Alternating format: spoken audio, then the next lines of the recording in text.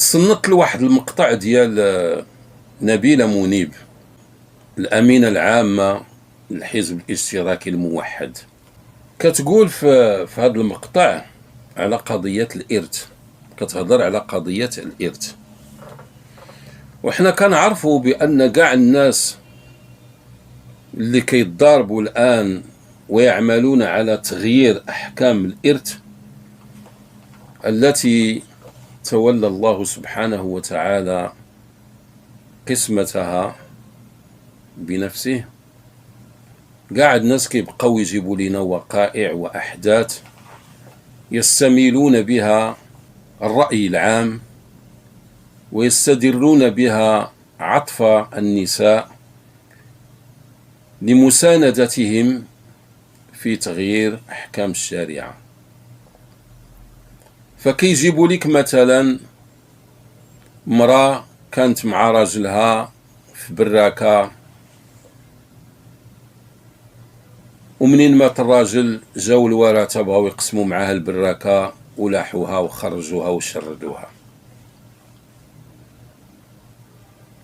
وكيجيبوا بزاف ديال القصص، منها ما هو حقيقي ومنها ما هو مختلق موضوع ومكذوب فقط من أجل الإثارة ومن أجل تبرير المطالبة بتغيير أحكام الإرث. غادي نتصنتوا لهذا المرأة السياسية وهي تتحدث في هذه النقطة اللي كنقولوا. احنا اليوم امام معضلات عينيه. اش كنقولوا؟ انه ما يمكنش في واحد الاسره فيها غير البنات، الا توفى الاب البنات يقدروا يباتوا ديك الليله في الزنقه. علاش؟ كيجيو الاصول، ولد عمي ولد خالته ولد جدات داك الاخر اللي عمره ما شافوه، وكيجي قال لك اسيدي غادي يقسم معهم المجهود اللي دارته المراه والرجل مع وليداتهم. وهذا الشيء عندنا فيه امثله كثيره. إذا سمعتوا الكلام ديالها بأنها أمام وقائع عينية، هذه الوقائع العينية كما قلنا قد يقع، وبعضها غير كيتقالوا صافي كما قلنا. ما عليناش، حنا غادي نبقاو مع هذه الواقعات العينية، وكاين وقائع كثيرة، ولكن ما يجب أن يفهمه هؤلاء الناس اللي كيبقاو يهضروا بلا ما يعطيو الكلام ديالهم واحد الإطار ديال المنطق والإطار ديال الضوابط والإطار ديال الصراحة والإطار ديال المعقول وديال الحق. هاد الناس دائما كيحاولوا في هاد الحالات يلقيو باللوم على القسمة اللي دار الله سبحانه وتعالى، وباش ما نتخبى وما نضرقوا أن هاد الناس قالوا الله سبحانه وتعالى بلسان حالهم، وخا ما قالوهاش ليه مباشرة بالكلام ديالهم، بالحال ديالهم كيبين بأنهم كيحسوا بأن الله ظلم هاد المرأة وهاد البنات منين عطى الأصول اللي غادي يعصبوا على البنات. هاد الناس كيدلسوا ويكذبون على الناس، وما باغينش الحق، وما باغينش يحطوا الناس يديهم على الداء الحقيقي. حنا غادي نحيدوا هاد الحالة وغادي نجيبوا حالة شبيهة بها، لكن هذه ما كاين لا عصبة ولا الأصول، ما كاين حتى شي واحد، كاينه المرأة وكاينين بناتها. الراجل على قد الحال كان خدام مسكين غير بالسميك، لأن الدولة ديالنا والمسؤولين ديالنا خص المواطن ما يعيش عيشة كريمة، عايش مسكين غير بالسميك كاري بيت، وعنده المرأة وعنده البنات، باش يلاه بديك 54,000 ريال يلاه يخلص من هذيك 10,000 ريال ديال البيت، ويخلص من هذيك 4,000 ريال ديال الضو والماء، والباقي يخليه باش يعيش الزوجة والبنات. إلا جيتوا على الأمثلة، حنا نضربوا لكم الأمثلات ماشي غير الأمثلة، نضرب لكم الأمثال اللي نغرقوكم فيها. وحتى وحده من هاد الأمثال اللي غنضربوا لكم، حتى وحده من هاد الأمثلة اللي غنضربوا لكم، حتى وحده ما داخل فيها الإرث، لا العصبة ولا للذكر مثل حظ الأنثيين، ولا الجد ولا الأب، ولا ما داخل فيها حتى شي واحد. نبقاو مع المثال ديالنا. هذا الراجل كاري مسكين بيت، نقولوا كاع سيدي كاري جوج بيوت، نقولوا سيدي كاري شقة وعايش فيها هو ومرتو وبناتو على خير وسلام على قد الحال، وغادي كما كنقولوا 5-5. قدر الله ان هذا السيد توفى، قدر الله ان هذا السيد توفى. عاد نشوفوا اسباب الوفاة عاوتاني غادا تعطينا بزاف ديال الحالات.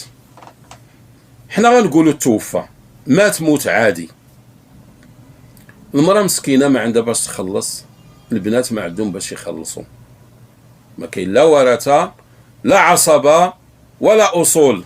سمعي معايا، اللي كيدلسوا على الناس وكيكذبوا على المسلمين وكيبغيو يحملوا الدين المسؤولية ديال أي مصيبة واقعة في المجتمع بدون حشمة ولا حياء.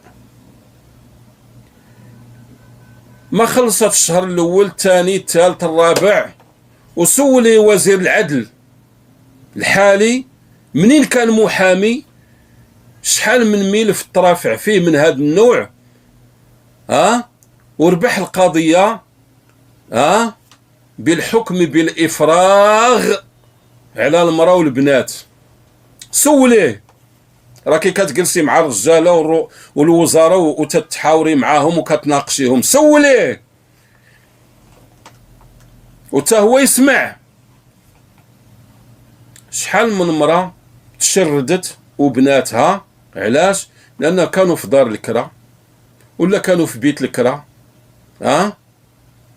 وما عندهم باش يخلصوا وتشردوا. هادو كدوي عليهم، شكون كيتحمل المسؤولية؟ للذكر مثل حظ الأنثيين. كيتحمل مسؤولية العصبة، كيتحمل مسؤولية داك عمهم وخال عمهم اللي ما عمرو ما زارهم. واخا خلي هاد الحالة. نجيو لحالة أخرى، المرأة كاينة في براكة هي وبنياتها، البراكة في سمية الراجل، داز الإحصاء حصى الراجل. منين مات الراجل بقات المرأة هي وبنياتها في البراكة. جا سيدي ما يسمى بالاستفادة، صحاب هاد الكاريان غادا تعطيهم الدولة الاستفادة، غادا تخرجهم من الدار البيضاء. كانت المرأة مسكينة كطيب بغرير وكتجي حدا واحد الشركة وكتمعش، وهزة بنياتها كتقريهم. شديتوها وهزيتوها لحتوها خارج الدار البيضاء مثلا، لحتوها في الخلا والقفار، ما كاين لا شركة ولا مصنع، ما كاين فين تبيع بغرير ولا من تبيع بغرير. أنتم أولا خرجتوا لها على السكن ديالها، ثانيا قلتوا لها خصك تدفعي 10 المليون باش تشدي الشقة في الحلحال ولا في الشلالات ولا في مديونة ولا ما نعرف كاع شوف فين كيلوحوهم. المرأة مسكينة ما عندهاش، وهاد الحالات شفناهم كتار بحكم المهنة ديالنا، شفناهم بزاف. والناس مساكن اللي كيجيو وكيكتبوا للناس حين تعدهم ما عندهمش باش يخلصوا 10 المليون. فراسك السياسية الحقانية بأن الآلاف ديال النساء ضاعوا من هذه الاستفادة اللي بين قوسين، ضاعوا ما خداوش. علاش؟ لأن تحدد لهم واحد الوقت اللي خصهم يدفعوا فيه 10 المليون، ما تمكناتش منها المرأة، مشات لها. أو أنها كتجيب ولد ولدها ولا ولد بنتها ولا شي واحد من الأقرباء ديالها وكتكتبها ليه باش هو اللي غيدفع 10 المليون، وكتولي في سميتو على أساس باش يحسن بها ويهزها حتى تموت. فإذا به ملي كيشدها وكيضمنها كيمشي معها واحد العام ولا نص عام وكيبدا يهملها ويجري عليها ومشات في حالاتها. هادو ما بانوش لك السياسية المحنكة. عندنا سيدي راجل مسكين خدام خدمة ديال راسو كيبيع النعناع، خرج مسكين للصخرة ضرباتو سيارة مول الأمانة دا أمانتو. اللي قتلوه سكران. المرأة اللي ممكن تستافد من داك التعويض ديال التأمين ما كاين والو. ضاعت المرأة وضاعوا الدريات وتشردت المرأة وتشردوا الدريات. ما بانوش ليك واخا ما كاين باس. المرأة اللي طلقت من الراجل،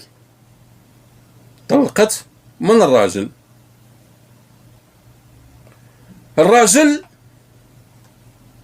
كان كاري، بقات هي شادة الدار ديال الكرا.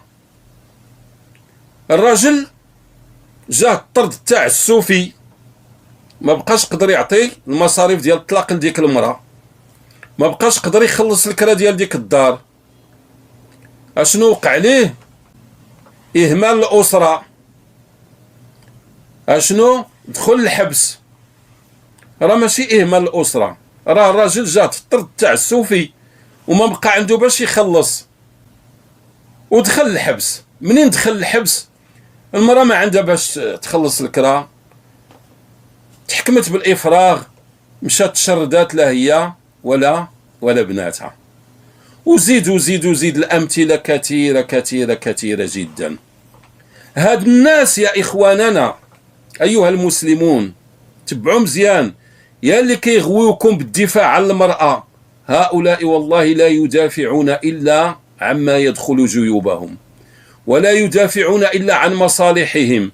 وراك شتوا الجرائم المالية اللي إلا حصل شي واحد فيهم كتشوف الفضائح اللي داير، ما كيخلص ضريبه للدوله وكيختلس الاموال العامه وكيبيض الاموال وكيتاجر في البشر وكيتاجر في المخدرات مثلا وكيدير المصائب الكحله.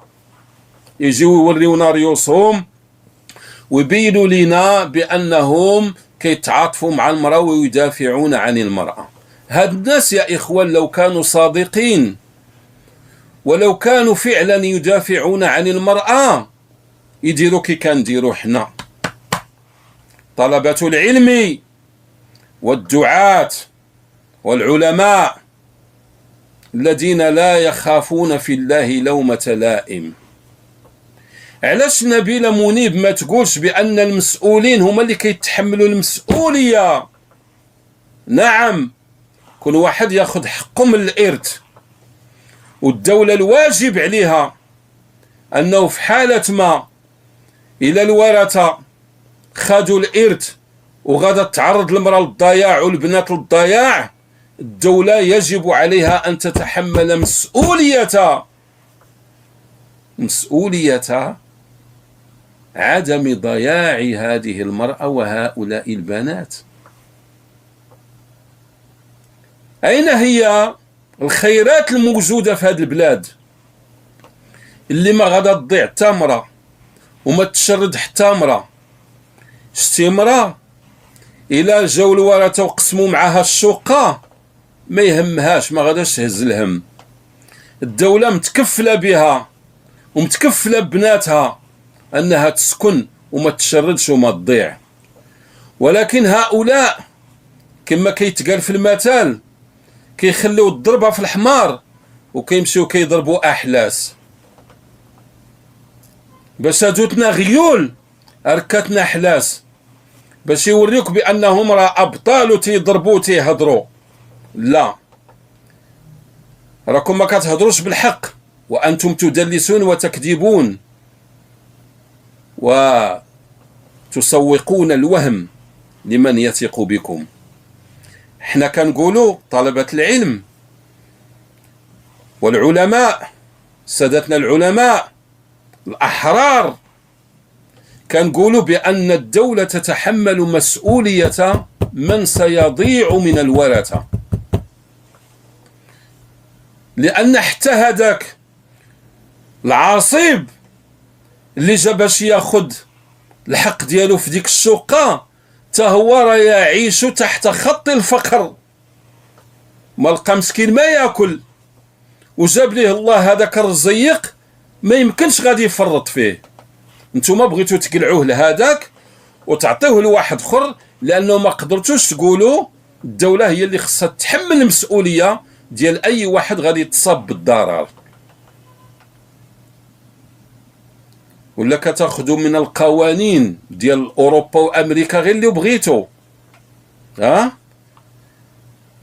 حقوق الانسان في الدول الاوروبيه والامريكيه، السكن هذا حق من الحقوق اللي ما يمكنش تهاون وتساهل فيها الدوله. تشرد المراه وليداتها، هذا من الامور اللي ما يمكنش تساهل فيها الدوله. لكن نحن نعيش في دول يحكم فيها سياسيون جشعون. واحد شاد المنطقة 20 عام أنهبها حلبها. الغزال حنا كنشوفوه غير في التلفازة، وهو داير العرس وداير فيه 500 غزالة ولا ما عرف شحال من غزالة. عاد خلي الملايير وخلي وزراء الآن وسياسيون وبرلمانيون وأمناء الأحزاب وسياسيون وأصحاب القرارات ينهبون ويفقرون الناس. بدل من أن نقولوا الإرث ما ضرش المرأة، الإرث ما ضرش البنات، إنما ضرهم الناهبون، ضرهم السارقون، ضرهم المختلسون، ضرهم الذين يسرقون خيرات الأمة وينهبون خيرات الأمة. هؤلاء هم الذين شردوا المرأة وشردوا بناتها وشردوا الرجل وزوجته وبناته. إلى جينا الأمثلة ألقاو شحال من راجل مسكين طلقت منه زوجته. علاش؟ لأنه ما بقاش خدام. كيفاش ما بقاش خدام؟ الأسباب ديال الطرد من العمل ولات كثيرة اليوم، والحية اللي ولاو كيديروها أرباب الشركات والعمال والمصانع مع الخدامة باش يتخلصوا منهم كثيرة جدا، ويجدون سندا من أناس نافذين في مواقع القرار. منين هذا الراجل كيتطرد من العمل ديالو؟ لا يجد من ينصفه ولا من يقف بجانبه. المرأة كتقول ليه السلام عليكم، كتمشي المرأة كدير طلاق وكتطلب الطلاق ديالها، والراجل كيدي شهادة عدم الشغل، ما كيدخلش للحبس، كيمشي الراجل يتشرد والمرأة كتشرد والبنات كيتشردوا. من المسؤول؟ السياسية المحنكة للذكر مثل حظ الأنثيين. المسؤول العصبة، المسؤول الأصول. اتقوا الله في هذه الأمة واعلموا أن تبريراتكم من أجل تغيير أحكام الله عز وجل التي تولى قسمتها وتقريرها بنفسه إعلان للحرب مع الله عز وجل. وأنتم ما جعلكم الله أوصياء على الناس، ما جعلكم الله سبحانه وتعالى لتكونوا ناطقين رسميين باسم الناس. الله أرحم بخلقه منكم بهم، والله أعلم بحاجة خلقه منكم بهم. وكفى من التدليس، وكفى من الكذب، وكفى من تسويق الوهم، وكفى من البطولات الخرافية. ما عندي صحاش ونبغي باش نعيش وما عنديش باش نعيش. وليدي كنلقط عمويكات نلقط قرايعات نبيعهم. هاس اللي يعاود وليدي اللي كان نبيع قرايطينات وليدي صح والو كعب وحدي. ما كاين لا ورثة لا عصبة ولا أصول.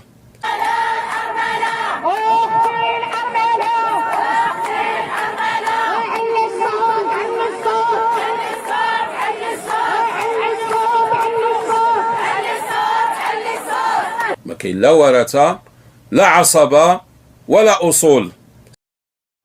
استغفر الله يا ربي.